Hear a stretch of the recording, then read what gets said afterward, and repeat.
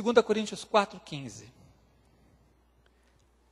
Encontraram? Amém? Porque todas as coisas existem por amor de vós, para que a graça, multiplicando-se, torne abundantes as ações de graça por meio de muitos, para a glória de Deus. Todas as coisas existem por amor de vós, para que a graça, multiplicando-se, torne abundantes as ações de graça por meio de muitos, para a glória de Deus. Nós vamos falar hoje sobre a graça de Deus. Amém? Um tema importantíssimo, um dos mistérios da Bíblia, uma das coisas mais maravilhosas de nós contemplarmos quando somos confrontados com a revelação de Deus. Mas, infelizmente, é um dos temas que eu acho pouco falados. Nós falamos muito e cantamos muito sobre o amor de Deus, nós falamos muito sobre a fé, não é verdade? Agora, a graça é um dos grandes temas da Bíblia, e exceto naqueles momentos em que a gente fala especificamente para a pessoa que precisa entregar a sua vida, precisa do perdão, precisa da graça de Deus para ser salvo, nós não falamos muito sobre a graça, e não entendemos muito sobre a graça. Nós não cantamos muito sobre a graça. Quantos aqui conhecem aquele hino, um dos hinos mais tradicionais da história, Amazing Grace? Esse é um dos poucos hinos, um dos poucos cânticos que falam especificamente da graça de Deus. Nos cânticos mais modernos, nós quase não falamos sobre isso. No final do culto, nós vamos cantar essa última música que a gente cantou agora, porque embora ela não tenha a palavra graça ali, ela fala exatamente sobre a graça de Deus. Então, é algo tão importante e ao mesmo tempo nós não conhecemos. Se eu perguntar para você assim, qual a definição, o que é graça? O que você me diria? Favor imerecido. Eu sabia que vocês iam dizer isso. É verdade, por um lado, tem uma boa e uma má notícia aí. É verdade que graça, a definição mais curta, mais objetiva, mais correta que se pode ter, é exatamente essa, favor imerecido. O problema é que a gente aprende essa definição numa escola bíblica e a gente fica só com isso. Como se fosse possível a gente reduzir um grande mistério de Deus, que é a graça, numa definição técnica e tão curtinha. É verdade que graça é favor imerecido, e nós vamos inclusive ver isso daqui a pouco. Mas a gente precisa entender melhor o que é isso. Se você não entender a graça de Deus, se você não viver a plenitude da graça de Deus, você está perdendo muito na sua vida. E eu não quero que você perca nada, amém? Philip Yancey tem um livro, chama-se Maravilhosa Graça, onde ele tem uma frase que para mim define muito bem o que é graça. Ele diz assim, que não há nada que você possa fazer para Deus te amar mais. E não há nada que você possa fazer que faça Deus te amar menos. Você entendeu? Não há nada que você possa fazer para Deus te amar mais. Ele te ama e ponto. E não há nada que você faça que faça Deus te amar menos. A graça de Deus é algo tão grandioso, tão tremendo, tão maravilhoso, que às vezes a gente até acha estranho, tem dificuldade para assimilar uma frase dessa, porque a pessoa diz assim, não, mas e se eu pecar? Se você pecar, você vai sofrer as consequências do seu pecado. Se você pecar, Deus não vai se agradar do seu pecado, mas Ele não vai te amar menos. E se você servir a Deus, se você for fiel, Deus vai te amar mais? Não. Não existe nada que você consiga fazer para convencer Deus a te amar mais, porque o amor dele já é pleno, já é completo, já é perfeito por você. Então, quando você faz algo que agrada o coração de Deus, você está melhorando o teu relacionamento com Ele. A maneira como você responde ao amor de Deus. E isso é muito precioso, mas você não consegue convencer Deus a te amar mais. Porque não há nada que você possa fazer para isso. Isso é graça. Se nós entendermos completamente o amor de Deus, se nós entendermos a graça de Deus, nós vamos ser livres de muitas coisas que às vezes perturbam a nossa vida cristã. E vamos experimentar muito mais abundantemente o poder, o amor do Senhor. Amém? O texto que nós lemos aqui, ele diz que a graça tem que se multiplicar. E é isso que Deus quer fazer na nossa vida hoje. Amém? Então eu quero falar com você sobre a graça de Deus. Em primeiro lugar, vamos falar sobre o significado da graça. Vamos entender melhor o que é a graça. Amém? É favor imerecido? Sim. Essa é uma definição muito curta, como eu falei, muito objetiva, mas graça é isso. Significa que você recebe algo melhor do que você merecia. Graça é um favor imerecido. Graça muitas vezes é citado, especialmente no Velho Testamento, como você ser tratado de uma maneira bondosa, você ser tratado com boa vontade. Alguém te trata melhor do que você merece. Por exemplo, lá em Êxodo 33, 17, diz assim: Disse o Senhor a Moisés: farei também isto que disseste, porque achaste graça aos meus olhos. Eu te conheço pelo teu nome. Achaste graça aos meus olhos. É muito usada essa expressão no Velho Testamento. Fulano achou graça diante do rei. O que significa isso? O rei estava de bom humor, estava num estado de graça e resolveu tratar bem a pessoa. Ser bondoso na maneira de lidar com ele. Achaste graça aos meus olhos. Deus usa essa expressão também, falando com Moisés, diz assim: porque achaste graça aos meus olhos. Significa assim: vou te tratar com boa vontade. Você tem um problema, você tem uma necessidade, e você chega lá diante de alguém superior a você, alguém com poder, com autoridade, e essa pessoa resolve te tratar bem.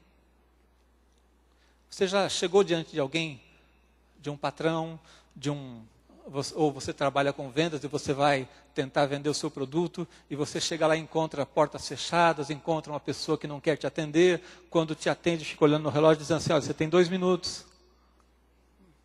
Qual é a sua chance? Muito pequena, né? Agora, quando você é tratado com graça, quando a pessoa te recebe, demonstra boa vontade, bom, tenho mais chances de que as coisas aconteçam bem, não é assim?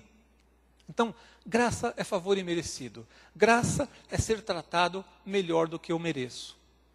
Ser tratado com boa vontade. Mas vamos um pouquinho adiante. Tem uma pergunta que a gente precisa fazer aí. O que é que faz com que alguém me dê um favor imerecido? Por que alguém me trataria com boa vontade? De onde vem isso? Vem de um estado de espírito. E aqui eu quero que você entenda isso para aprofundar o seu entendimento da graça. Alguém só faz um favor para alguém que não merece quando ela está bem. É algo que parte do seu coração. Se é imerecido, quer dizer que não depende do cidadão. O cidadão não merece. Depende de quem está agindo com graça. Se o rei diz lá: achaste graça aos meus olhos, é porque o rei está na boa aquele dia, está feliz aquele dia. Se fosse um momento em que o rei tivesse chateado ou amargurado lá com outros problemas, talvez ele não tratasse a pessoa com graça. Então, tratar com graça é algo que vem de um estado de espírito. É fruto de um estado de plenitude. Uma pessoa que esteja vazia, uma pessoa que esteja se sentindo incompleta, uma pessoa que está se sentindo não suprida nas suas necessidades, ela não consegue tratar os outros com graça. Ela não tem nem para ela. Ela se preocupa em receber. Ela busca os seus relacionamentos e busca a Deus somente para receber algo, porque ela se sente vazia, ela se sente incompleta. Então, ela não trata ninguém com graça. Ela está sempre buscando suprir aquele vazio. Uma pessoa que esteja se sentindo completa, uma pessoa que se sente abençoada, uma pessoa que está bem interiormente, ela então pode tratar alguém melhor até do que ela merece. O rapaz está apaixonado, de repente, está naquela euforia, aquela alegria. A pessoa dá uma fechada nele no trânsito, ele vai em paz, tudo bem.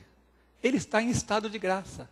Ele está bem e aquela alegria faz com que ele até trate melhor os outros. O contrário também acontece. A pessoa briga em casa com a esposa, tem um problema com o filho, ele chega no trabalho e pisa em você. Você fala: mas eu não fiz nada.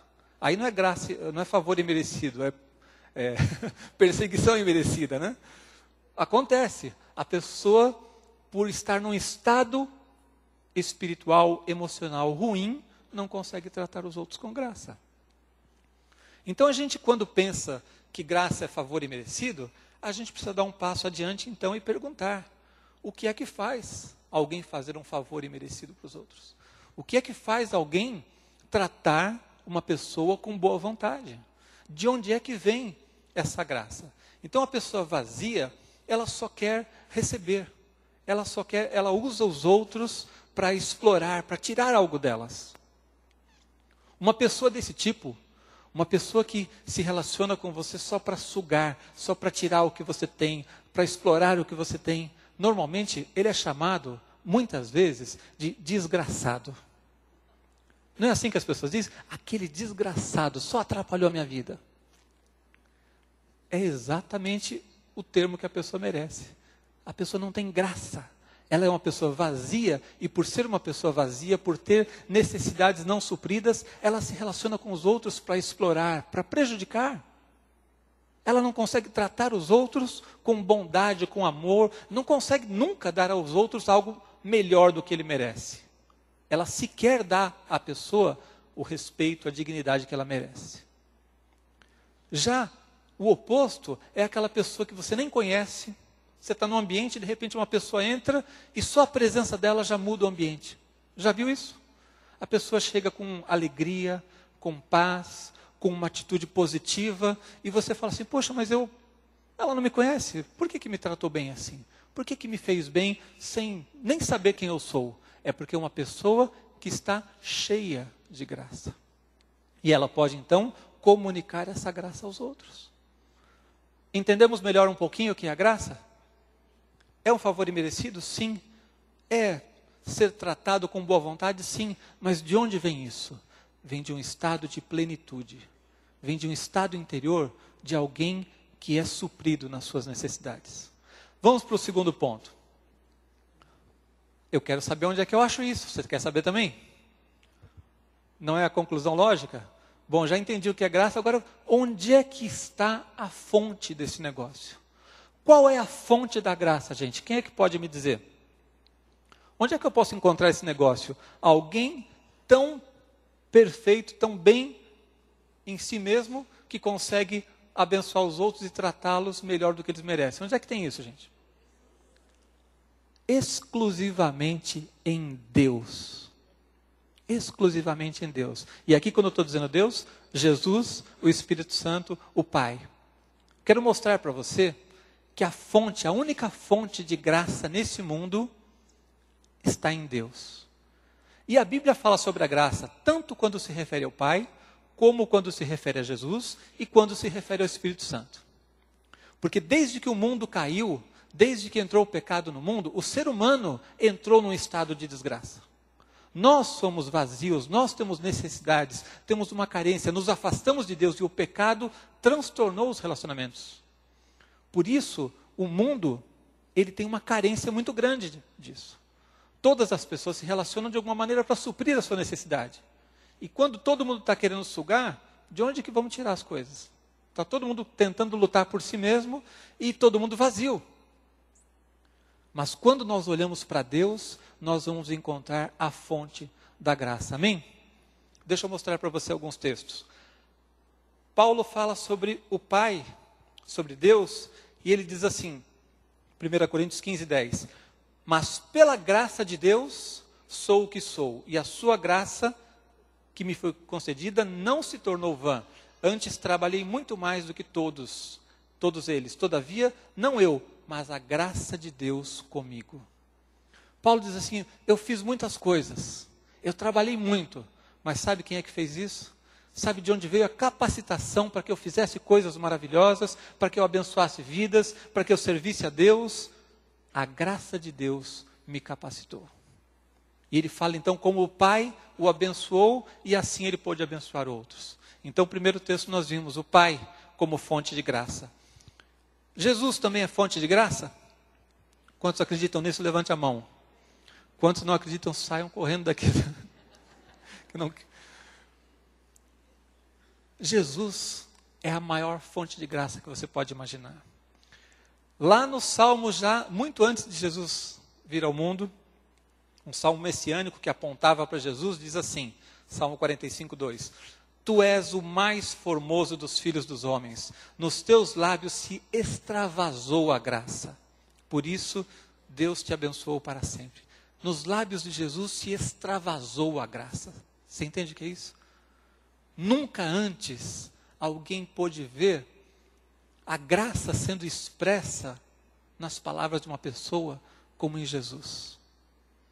Não existe poeta, não existe mestre, não existe sábio no mundo que tenha trazido palavras que comuniquem a graça de Deus como em Jesus.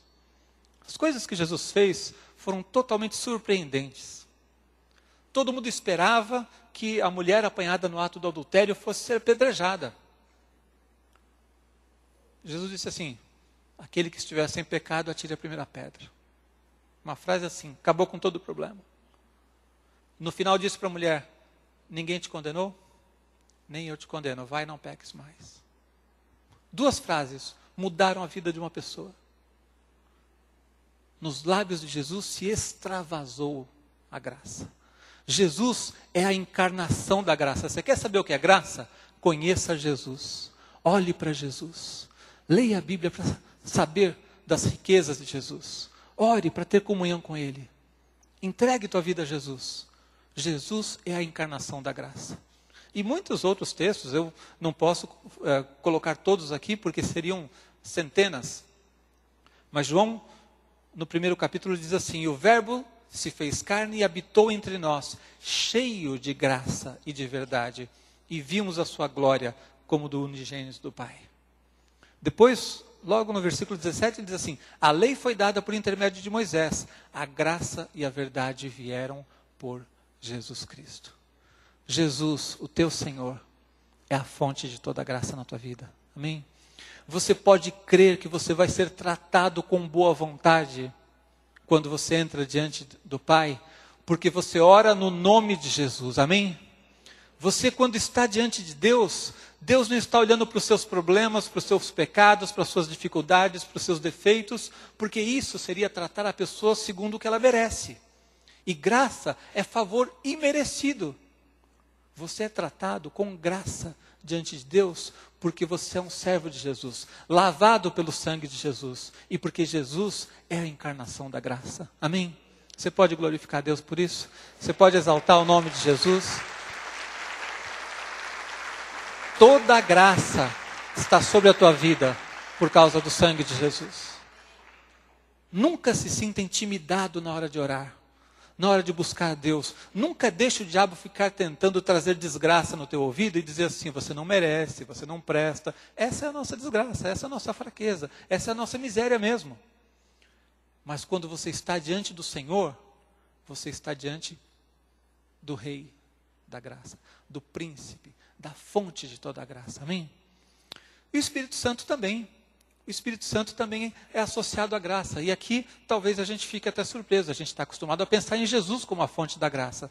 Mas o Espírito Santo também age ministrando a graça de Deus. Veja só 2 textos aqui que eu quero falar com você. Em alguns momentos em que a Bíblia fala sobre pessoas cheias do poder de Deus, quantos pentecas tem aqui, cheias do Espírito? Amém?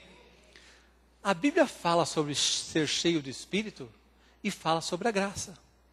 Veja só, Atos 4,33 diz assim: com grande poder os apóstolos davam testemunho da ressurreição do Senhor Jesus, e em todos eles havia abundante graça. O Espírito Santo ministrou poder e ministrou graça. Atos 6,8 fala sobre Estevão, servo de Deus cheio do Espírito que foi martirizado. E diz assim: Estevão, cheio de graça e poder. Estevão, cheio de graça e poder, fazia prodígios e grandes sinais entre o povo. Graça e poder. O Espírito Santo não comunica só o poder. Então eu quero dizer para você, se uma pessoa se acha cheio do Espírito, se uma pessoa se acha pentecostal, se acha do fogo e não tem graça na sua vida, tem alguma coisa estranha. Uma pessoa religiosa, uma pessoa legalista, uma pessoa que não consegue tratar os outros com amor, não consegue fazer aos outros um favor imerecido, trata as pessoas ali só na lei,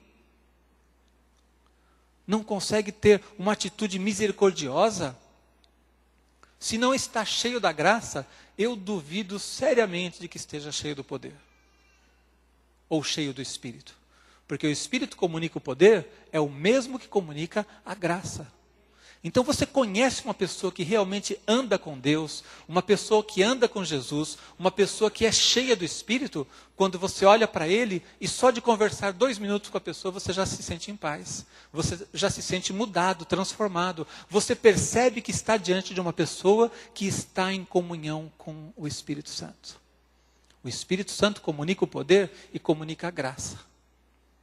Essas igrejas de uma linha legalista fizeram muito mal ao Evangelho.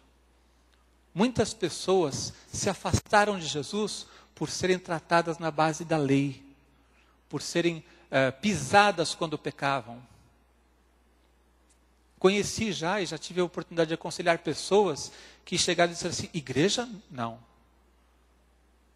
Eu amo a Deus ainda, estou com a minha vida torta, mas eu amo a Deus, eu gostaria de buscar Deus, mas na igreja eu não vou.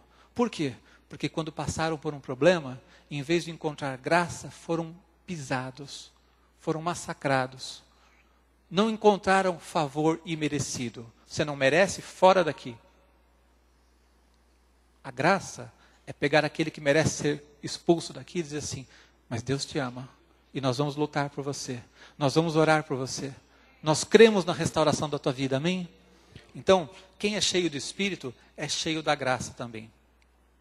Já vimos o que é a graça, já vimos a fonte. Eu quero falar com vocês mais algumas marcas da graça. Porque, como eu disse, é um mistério tão grande, é um tema tão maravilhoso, tão tremendo e tão diferente de nós. Porque nós não costumamos agir sempre com graça. Não é da nossa natureza humana, é da natureza de Deus a graça.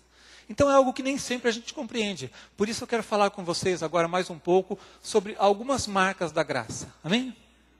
Vocês estão acompanhando comigo? Eu tive uma surpresa de encontrar vários textos que associavam graça com verdade. Quer ver?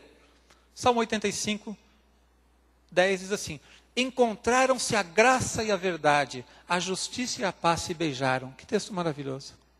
Encontraram-se a graça e a verdade. O Salmo 89 diz, justiça e direito são o fundamento do teu trono, graça e verdade te precedem. Ora, eu não esperava encontrar graça e verdade juntos. Porque a verdade sobre nós pesa contra nós, não pesa? Justiça, bom, se eu for tratado com justiça, eu estou perdido, porque eu mereço condenação.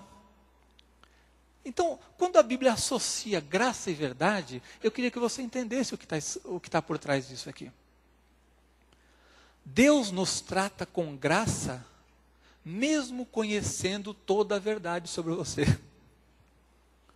Deus não te trata com graça porque você levantou a mão, fez uma pose bonitinha e tal, fez um sorriso quando entrou aqui na hora do louvor. Ele conhece exatamente o teu coração.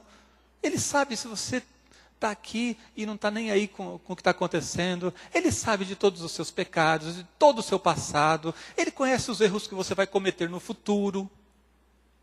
E ainda assim, conhecendo toda a verdade, Ele continua te tratando com graça. A gente às vezes trata as pessoas com graça, enquanto a gente não as conhece. Não é assim?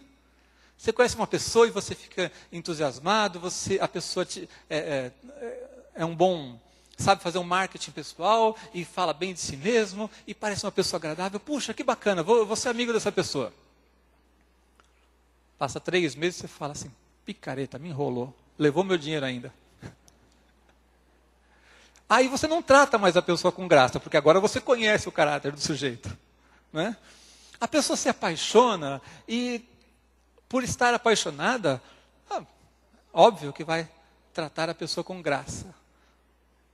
Depois de um tempo, rompe aquele relacionamento e diz assim, aquele infeliz passou pela minha vida, ou aquela infeliz. Era melhor nem ter conhecido. E aí você não trata mais a pessoa com graça. Porque agora você conhece. Então, na nossa realidade aqui, a verdade e a graça não costumam andar juntas, não, porque quando a gente conhece a verdade sobre as pessoas, a gente já não as trata com tanta graça. Deus conhece perfeitamente, plenamente a nossa vida e conhece todas as nossas fraquezas, imperfeições, os pecados que a gente cometeu, os que a gente vai cometer, e ainda assim nos trata com graça. Não é maravilhoso saber disso? Não é maravilhoso olhar e poder entender que nós não conseguimos decepcionar a Deus, porque Ele conhece todas as coisas. Ele está vendo todas as coisas e ainda assim nos trata com graça. Outra marca da graça é que ela traz a salvação. Você só pode ser perdoado, você só pode ter uma aliança com Jesus, e esse sim é um tema que nós falamos muito, através da graça.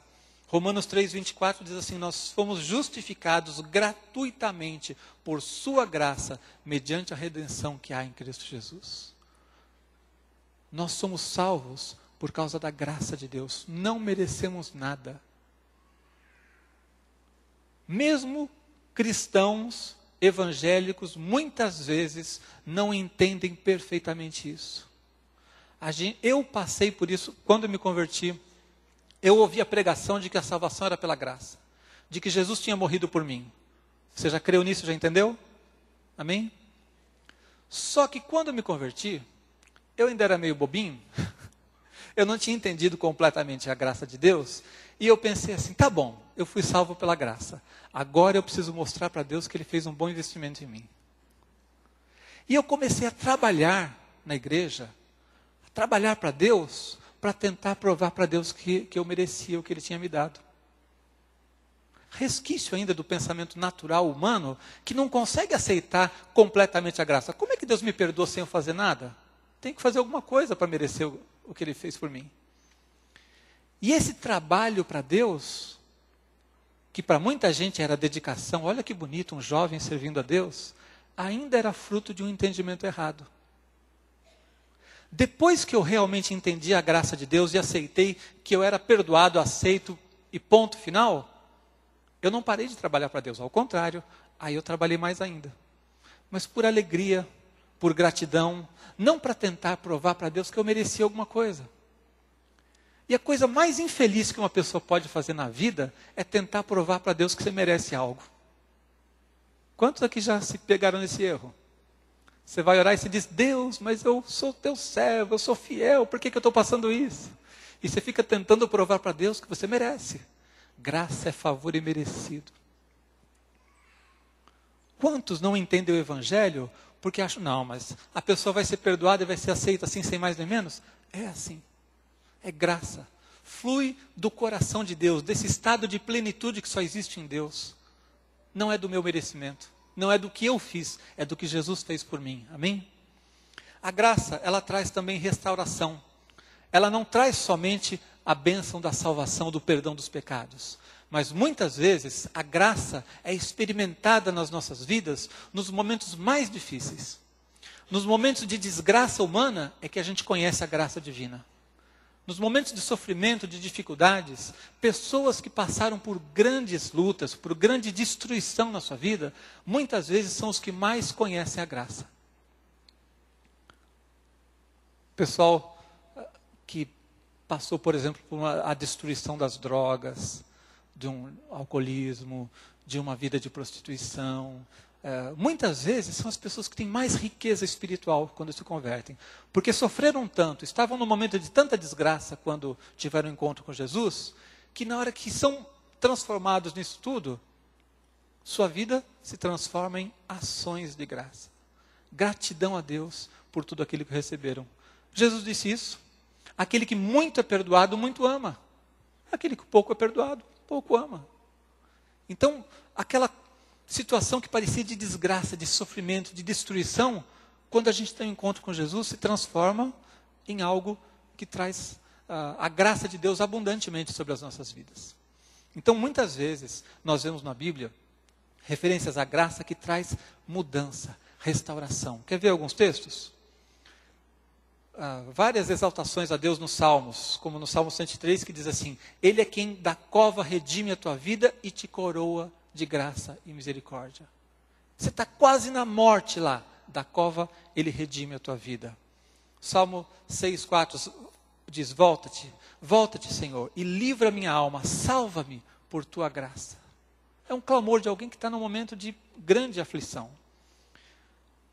2 Coríntios 8,9 diz assim, pois conheceis a graça de nosso Senhor Jesus Cristo, que sendo rico, se fez pobre por amor de vós, para que pela sua pobreza vos tornasseis ricos. Nós somos enriquecidos pelo amor de Deus, pela graça de Deus. Não há situação de destruição, de pobreza, de desgraça, que seja motivo para alguém abrir mão de buscar a Deus e de crer que Deus tem poder para restaurar a sua vida. Não existe situação em que a pessoa esteja tão destruída que não possa ser restaurada. Por quê? Quando Deus quer restaurar a vida de alguém, Ele depende do que a pessoa tem? O que é graça? Favor imerecido. Não é o que a pessoa tem, é o que Ele tem para derramar sobre a sua vida. Então, por mais difícil que seja a situação que você passe nesse momento, e eu sei que muitas pessoas aqui estão passando por momentos de luta, momentos de angústia, momentos de dificuldade, que humanamente você olha para si e diz assim, não tem mais nada aqui. Por maior que seja a destruição, quando você depende da graça de Deus, você sabe que a fonte é plena, é completa, é capaz de suprir qualquer necessidade. Tem um irmão nosso que quando ele se converteu, no dia que ele entrou na igreja a primeira vez, ele ficou ao mesmo tempo feliz e chateado. Porque na cabeça dele, quando ele ouviu sobre a graça de Deus, ele falou assim, puxa, que maravilha. Mas ele pensou assim, cheguei tarde. A vida dele estava tão ruim, mas tão ruim, mas tão ruim, que ele achou que não tinha mais jeito. Ele falou assim, pastor, eu entendi que Deus é maravilhoso e tal, mas eu cheguei tarde. Minha vida já está destruída demais, não tem mais jeito. Essa era a concepção que ele ainda tinha natural. Estava tão ruim que ele pensou que já achei o lugar certo, mas cheguei na hora errada. Não tem mais jeito. Tinha jeito. Tinha jeito. E na semana seguinte ele voltou ao culto, e ele voltou um pouco melhor, e nós oramos com ele, e ele começou a buscar Deus, e hoje ele está com a vida restaurada. Está uma bênção aqui na igreja. Não era tarde demais, como parecia. Porque a graça de Deus, ela traz mudança, ela traz restauração. E Deus tem restauração para a sua vida hoje, amém?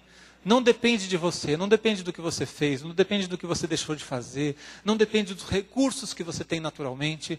Graça é algo que vem de outra pessoa, sem que você mereça. E só Deus tem essa graça completa para nos mudar. Outra coisa importante sobre a graça que você precisa entender para nunca deixar o diabo te enganar, é que ela é permanente. Repita comigo, a graça de Deus é permanente. O que quer dizer isso, gente? Deus age com graça um dia e no outro dia ele esquece de você? Deus agiu com graça na sua vida porque você foi bonzinho o ano inteiro? Mereceu a bicicleta no final do ano? O ano passado eu não fui tanto à igreja, Deus não vai me tratar com graça porque eu não estou merecendo. Será que é isso? A graça de Deus é permanente. Veja só. Salmo 66, 20. Bendito seja Deus, que não me rejeita a oração, nem aparta de mim a sua graça. Tem um cântico antigo já. Quem é que sabe cantar e lembra disso aí? Vai lá, Silene.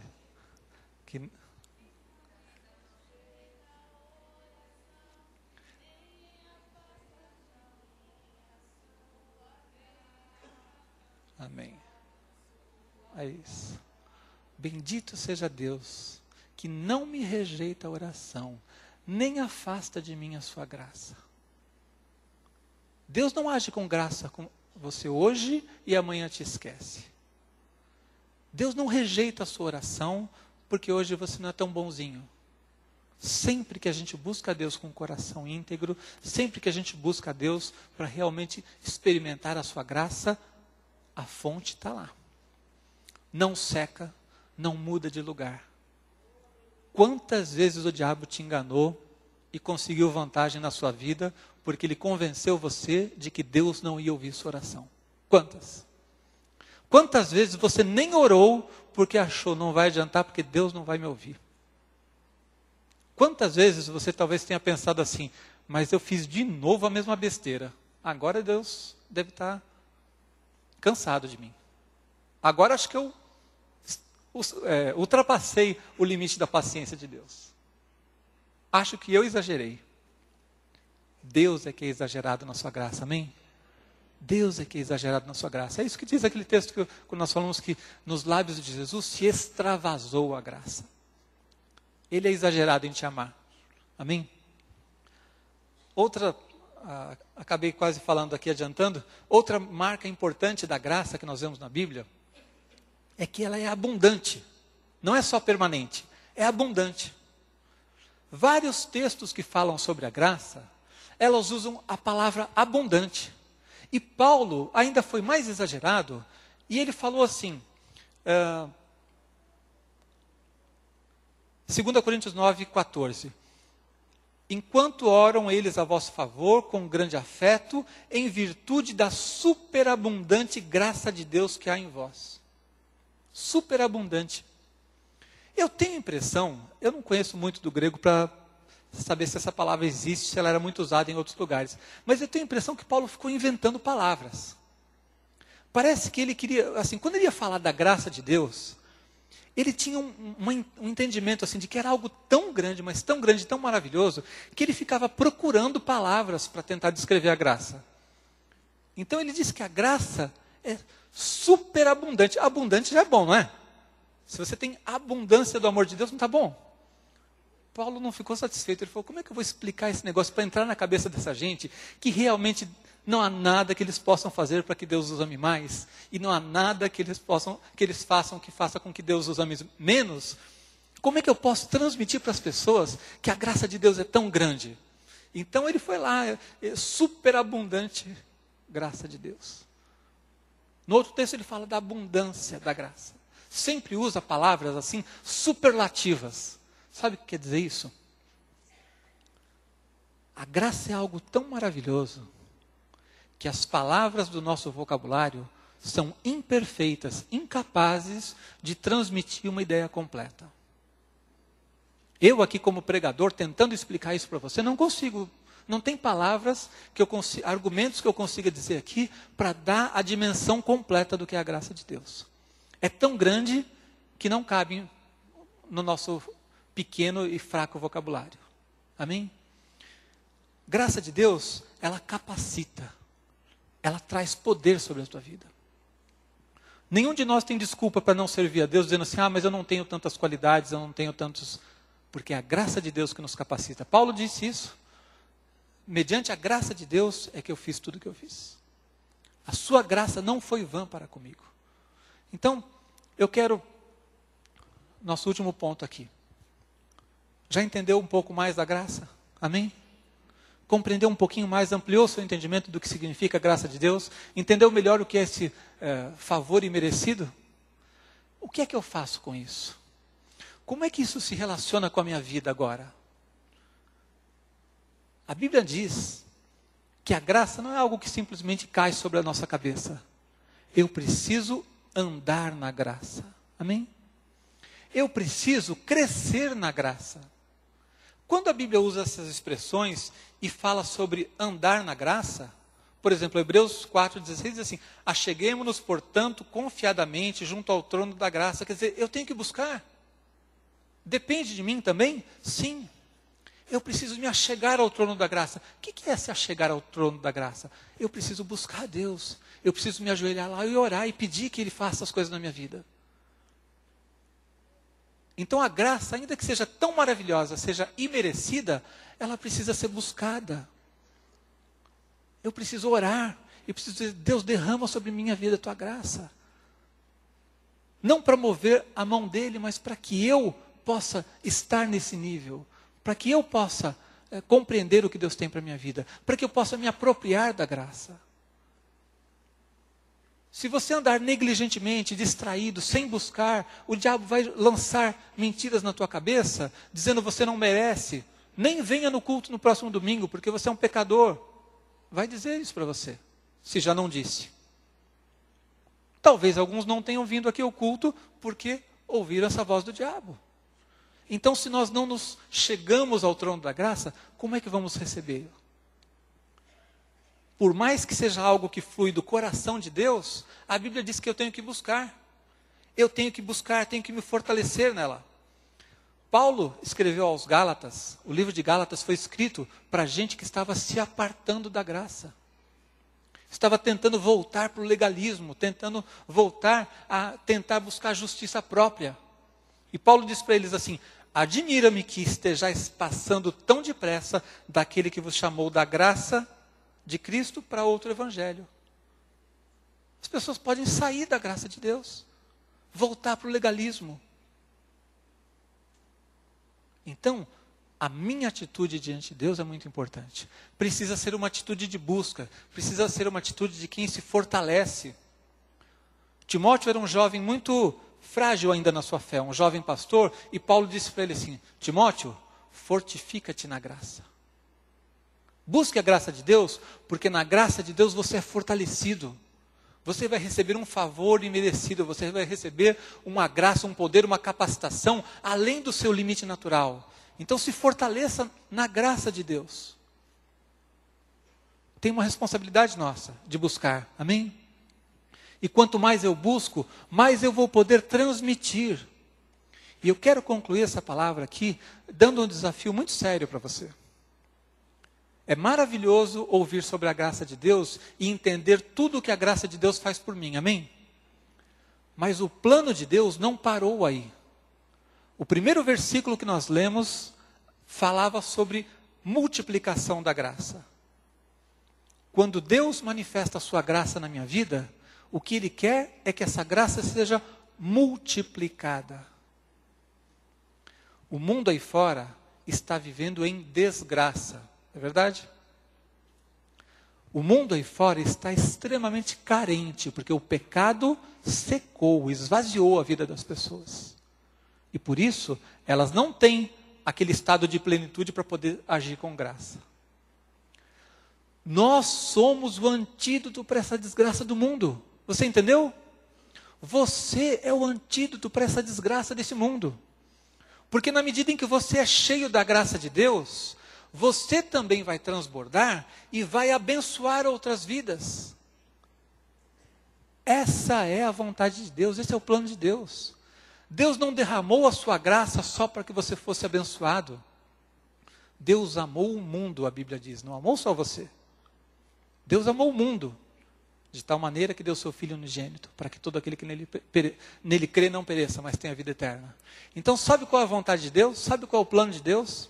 A estratégia de Deus para abençoar esse mundo que está em desgraça é derramar sobre você a superabundante graça dele, de tal maneira que você seja transformado, seja cheio de Espírito, tenha uma vida completa, tenha uma vida plena, e essa vida plena transborde e trate com graça os demais.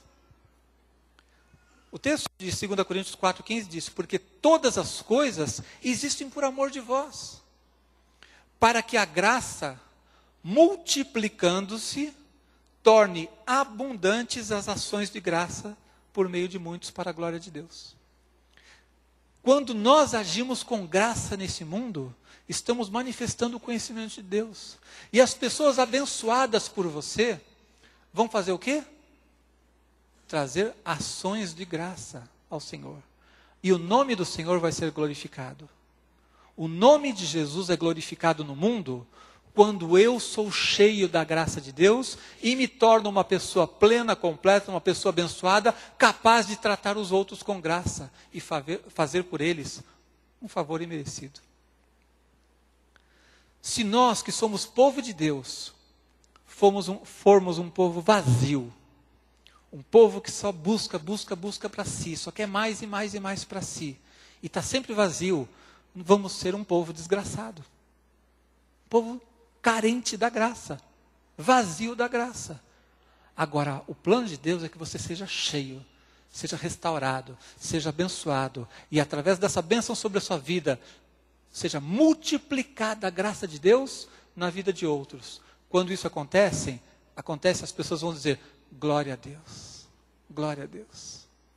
Quantos podem dizer aqui, glória a Deus?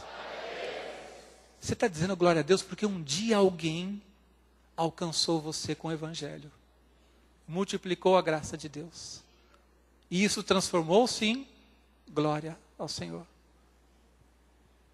Deus quer fazer isso muito mais. Quer derramar sobre a tua vida, para que você seja cheio, seja pleno. Quando a gente traz um desafio aqui para que você busque a Deus, para que você seja cheio do Espírito, é para que você seja abençoado, mas para que essa bênção se multiplique na vida de outros. E assim, muitos e muitos e muitos outros serão restaurados e vão glorificar a Deus com as suas vidas. Amém?